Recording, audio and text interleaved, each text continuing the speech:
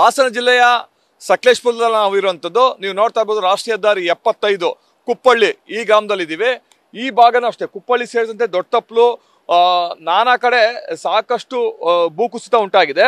ಮತ್ತೆ ಹಲವು ಕಡೆ ಭೂಕುಸಿತ ಉಂಟಾಗುವ ಸಂಭವ ಇದೆ ಅನ್ನೋದು ಸ್ಥಳೀಯರು ಹೇಳ್ತಾ ಇರೋಂಥದ್ದು. ಇದಲ್ಲದೆ ನೀವು ನೋಡ್ತಾ ಇರ್ಬೋದು ಈ ಏನು ಗುಡ್ಡ ಇದೆ, ಆ ಗುಡ್ಡನೂ ಕೂಡ ಯಾವಾಗ ಬೇಕಾದರೂ ಕುಸಿಯಂತ ಹಂತದಲ್ಲಿರುವಂಥದ್ದು. ಇದಲ್ಲದೆ ಪ್ರತಿನಿತ್ಯ ರಾಷ್ಟ್ರೀಯ ಹೆದ್ದಾರಿ 75ರಲ್ಲಿ ಮಂಗಳೂರಿಂದ ಬೆಂಗಳೂರು ಆಗ್ಬೋದು ಅಥವಾ ಬೆಂಗಳೂರಿಂದ ಮಂಗಳೂರು ಹೋಗುವಂಥ ಸಾಕಷ್ಟು ವಾಹನಗಳು, ಸಾವಿರಾರು ಗಟ್ಟಲೆ ವಾಹನಗಳು ಇದೇ ಮಾರ್ಗವಾಗಿ ಸಂಚರಿಸ್ತಾ ಇರುವಂಥದ್ದು. ಇದಲ್ಲದೆ ಹಲವು ಕಡೆ ರಾಷ್ಟ್ರೀಯ ಹೆದ್ದಾರಿ 75ರಲ್ಲಿ ಗುಂಡಿಮಯ ರಸ್ತೆ, ಸಾಕಷ್ಟು ವಾಹನ ಸವಾರರಿಗೆ ಹರಸಾಹಸ ಪಟ್ಟೆ ಇಲ್ಲಿ ವಾಹನವನ್ನ ಚಾಲನೆ ಮಾಡುವಂತ ಸ್ಥಿತಿ ನಿರ್ಮಾಣ ಆಗಿದೆ. ಇನ್ನೊಂದೆಡೆ ರಾಷ್ಟ್ರೀಯ ಹೆದ್ದಾರಿ 16 ಕಡೆ ಯಾವ ಸಂದರ್ಭದಲ್ಲಾದ್ರೂ ಗುಡ್ಡ ಕುಸಿದು ರಸ್ತೆಗೆ ಮಣ್ಣು ಬೀಳಂತ ಸಾಕಷ್ಟು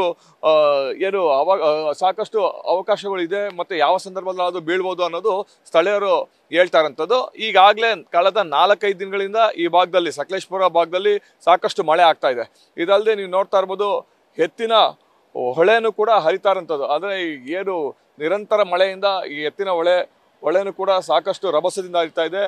ಈ ಹೊಳೆ ನಂತರ ಇಲ್ಲಿಂದ ಸಕಲೇಶಪುರದಿಂದ ಮಂಗಳೂರಿಗೆ ಸೇರುವಂಥದ್ದು.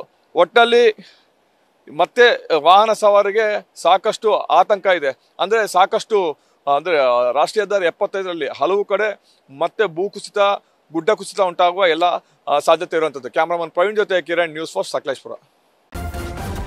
ನ್ಯೂಸ್ ಫಸ್ಟ್ ನಿರ್ಭೀತಿಯಿಂದ ನಿಮ್ಮ ಪರವಾಗಿ.